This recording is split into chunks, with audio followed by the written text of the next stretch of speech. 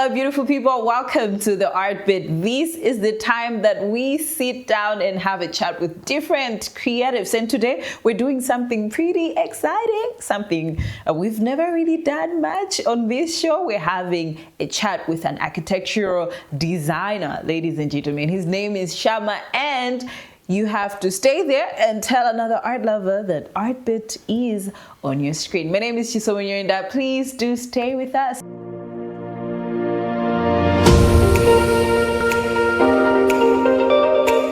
Before we get to know you more, just tell us more about your journey as an architectural designer, as well as yourself as well.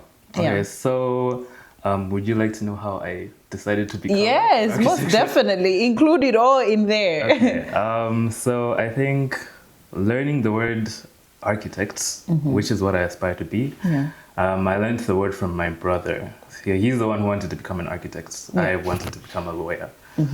But somewhere along the way, he decided to do something else, and he also loved drawing, and I learned to draw from him.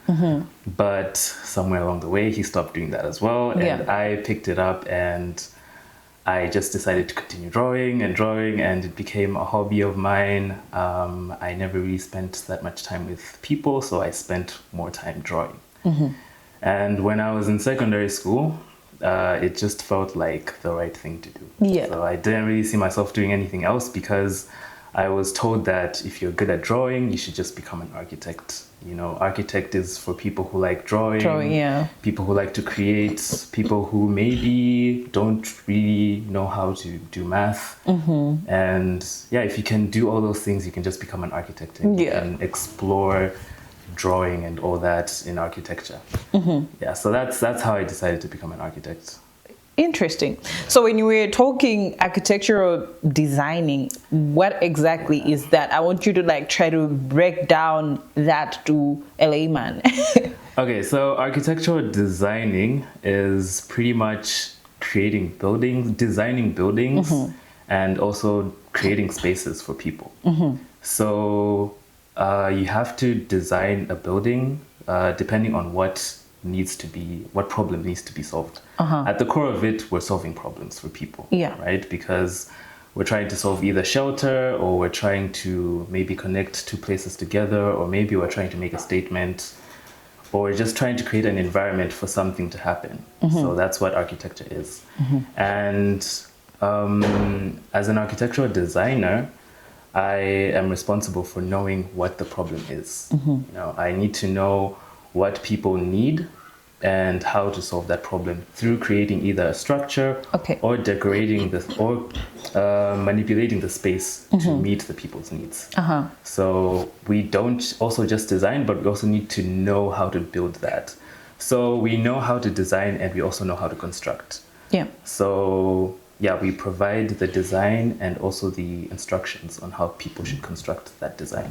All right, so take me through from scratch. We're starting designing everything from scratch. We want to build a hospital in Blantyre. How do you start the work from scratch to the point where whoever builds the hospital gets to build the hospital and it's done and people get to actually use that hospital? How would that process look like? Okay, so designing a hospital, you're the client. You come to me, you want to design a hospital.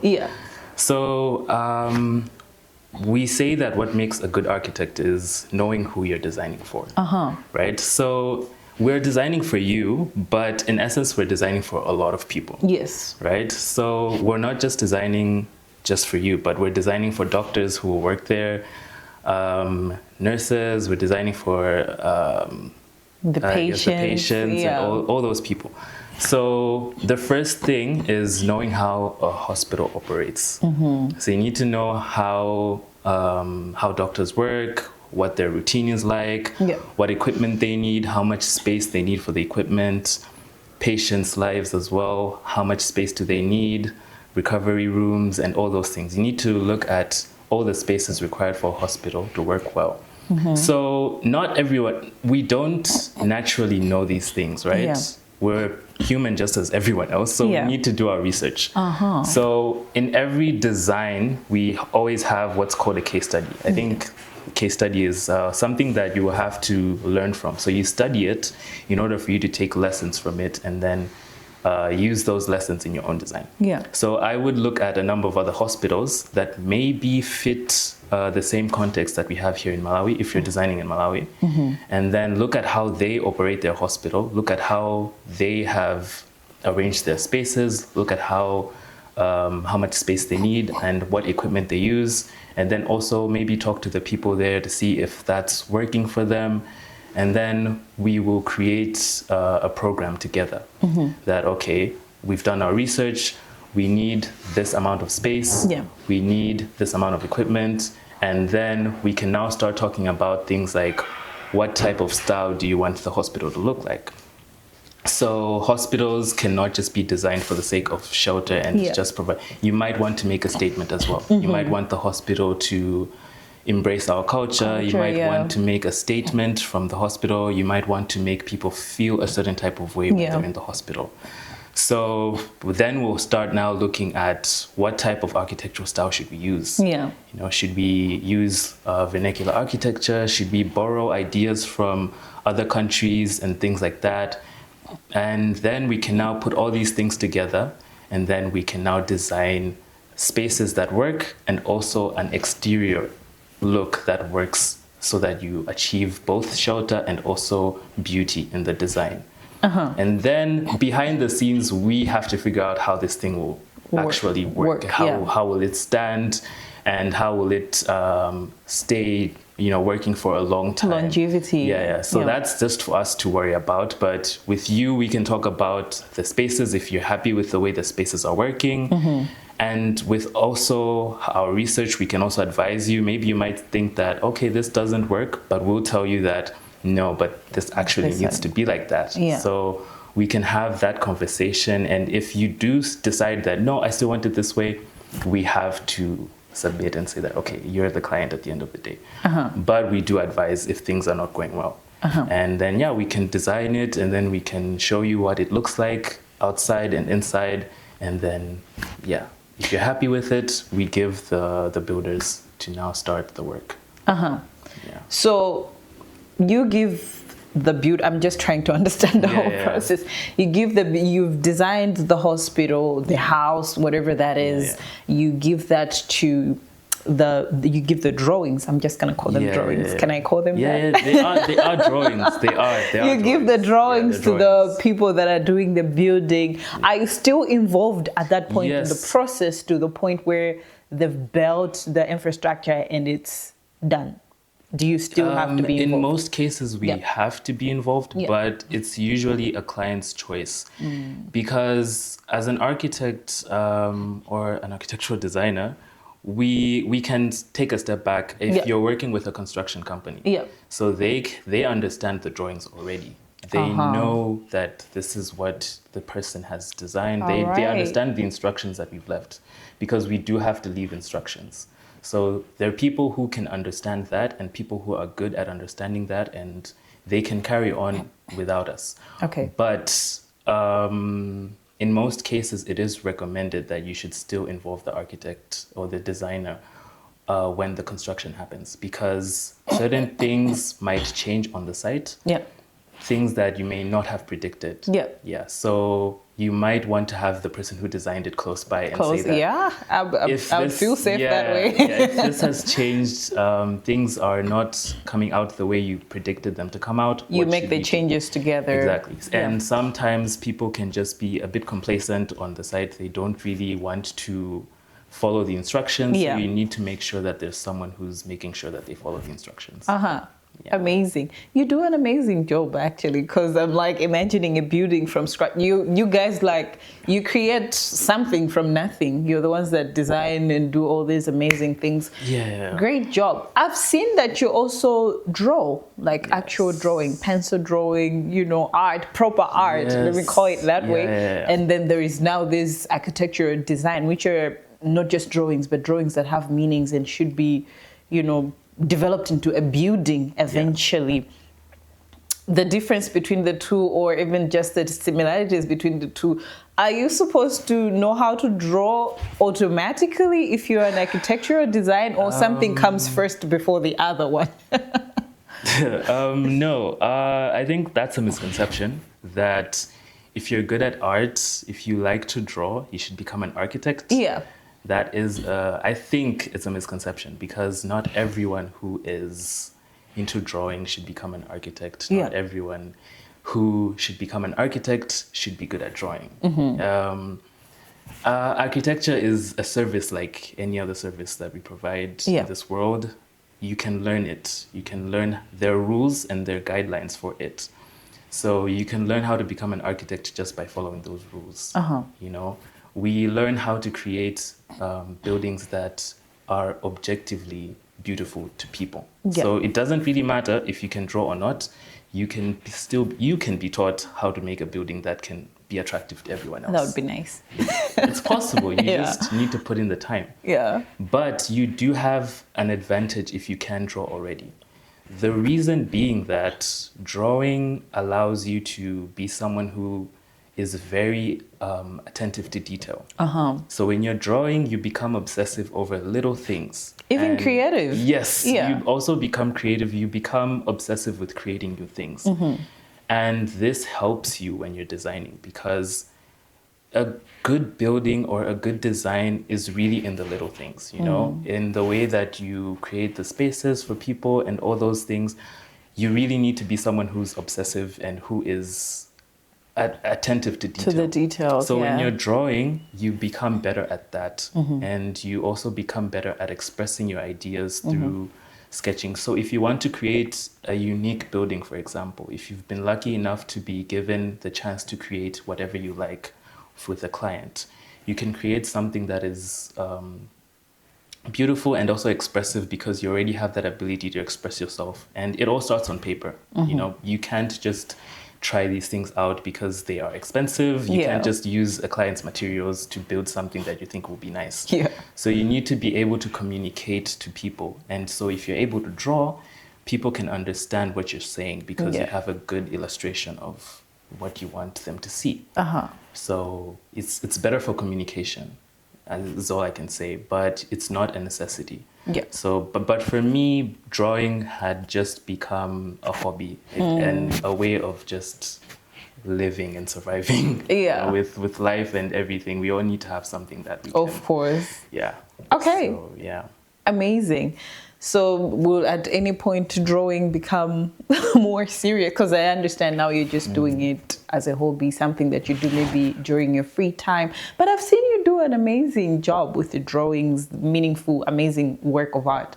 But do you have any plans at least maybe to get out of that box and try to do it on a serious note, maybe? No. The reason, no. I would have become an artist, but I don't think I have the capacity to. What is that? What does that even mean?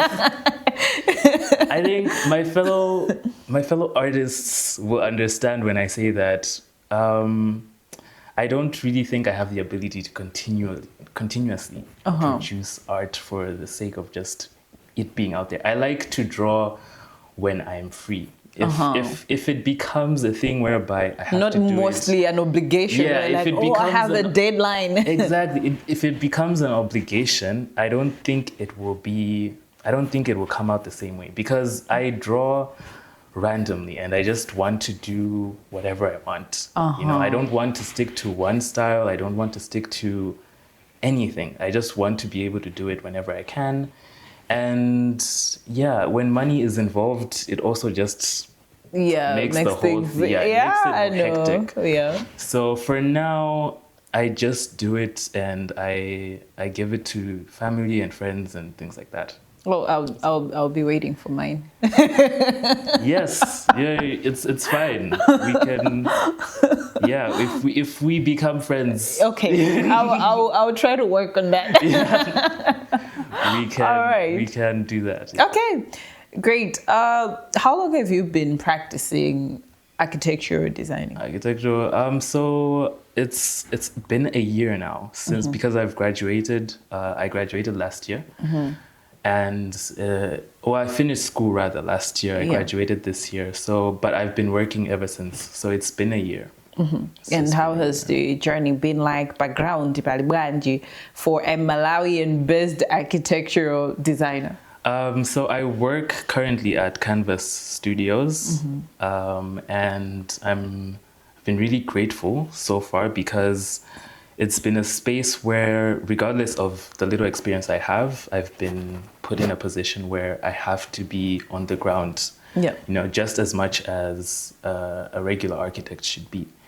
So it's been really great because I get to go on the site, I get to see the issues that are there, the issues that come with not following instructions.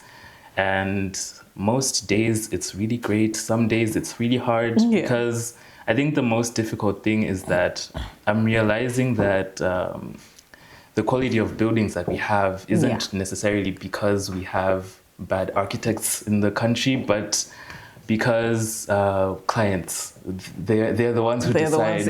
They're the ones who decide they're the ones owning the money. Yeah, they're the ones who have tell the you money. What they they're want. the ones who decide what our buildings should look like. So I think we should be a little bit kinder to architects when we say it, because every time I was at school, people would say that, why are you even studying architecture? We have ugly buildings in this country. Things like that. Not all our buildings are ugly, of course, but to some people, I guess some of our buildings don't look nice. And that would hurt because now you think that you can make a difference when you're coming out of school. And you can be the one who can change the way people view architecture. But you find yourself in the same position of now understanding why our buildings look the way they look. So it's mainly, I'm understanding that it's mainly the clients who decide how our buildings should look like, and we try our best, but at the end of the day, it's out of our hands. It is what it is. It is what it is. It's out of our hands. All right. And then someone may be wondering, I would love to be an architect at the end of the day. What do I have to do? What do I have to study? Which school do I have to go? What book do I have to read? I think it would be amazing to hear that from you.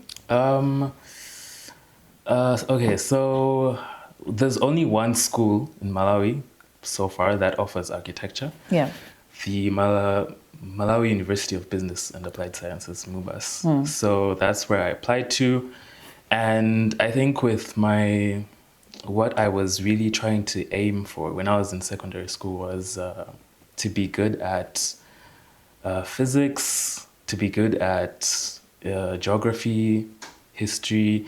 You need to know a little bit of everything when you become an architect. But I think those are the subjects that they look at when you're getting into it. And I think math, regardless of being told that there's no math in architecture, they lie. I feel like there's math in everything. Even for us, they tell you there's no math in communications or journalism. No. You're gonna have to look at Reserve Bank statements and be able to understand that. They lied. They lied. You need to be good at math. So I tried to be good at that. If you're trying to apply, I think outside, then you probably need to have a good background in art. Unfortunately, if you're not a good artist, but you still need to have to show potential capability that you can create, and you have an interest in creating, because architecture requires you to work long hours. It requires someone who is able to work long hours, and so you need to know that you're going to be working for a really long time, and it can take away from your personal life, your social life, and things like that. But those are the things that you need to know getting into it, that you will be someone who has to work long hours, someone who might not have a lot of friends, but you have. Are you sure you don't have a lot of friends? I didn't when I was in school. I had the good thing is you have your little architecture community. Circle, so those are your friends. They pretty much become your family, because no one else outside of that circle understands. Your parents don't even understand why are you working so long. And yes, you just need to be someone who's willing to work long hours, willing to learn, and willing to allow yourself to relearn again, because you have to be able to say that, okay, I'm going into this not knowing anything. So I need to be able to listen to the instructions and learn as much as I can, learn a lot about the world, because we design for people. So you need to know how people work. So it's kind of weird saying that you won't have friends when you actually need more people to actually understand how architecture works. Yeah. So it's a difficult balance, but you need to be someone who's also just into understanding the way the world works. Yeah. Culture, religion, all these things come into your design process because they have to be carried forward. But yeah, you need to be someone who is willing to learn all these things. So learning all the time. And working all the time. All the time. Pretty much. Amazing. If you'd go back to the time that you left high school, would you still choose architecture or designing? Or you would have been a lawyer? No. I think this is where I'm supposed to be. I wouldn't change. Maybe I would have done things a little bit differently, but I wouldn't. But you wouldn't change the path. I wouldn't change the path because I really don't think I see myself doing anything else at this point. Yeah. But the good thing about also learning architecture is that you can divert into other things easily, very easily. You can become anything that you want if you learn architecture, because the things that we learn allow you to be someone who can be a leader, because you guide the builders and stuff like that. You learn how to instruct people, you learn how to take charge, and you also learn how to create. And also, because I said you learn people, you understand how different markets work. So you can create products for people. You can design not just buildings, but you can design products for people as well. You can design furniture, you can design spaces, you can create events, you can manage things for people. You can become a lot of things. Yeah. So if I did want to, I can, but for now I'm okay. Okay, good to hear that. All right, amazing. Shammah, thank you so much for coming through to have a chat with us, letting us into your architecture designing life. We've learned a lot, and I'm sure that we'll definitely call you back soon. Once I become an architect, maybe. Yeah, definitely. So that you update us on your journey of becoming an architect. We love to see it, and we're rooting for you. Thank you so much. Thank you for having me. All right, beautiful people, it's a wrap. We're having an amazing chat with Shammah, talking about his architectural designing journey. I'm sure you've learned a thing or two from his journey as well as his experience. I did, and I'm sure that we'll meet again on Tuesday, 6 p.m. because that's when a new episode of Artbeat comes your way. My name is Chisomo Yorenda. Many thanks to you for being there. Until next time, stay creative.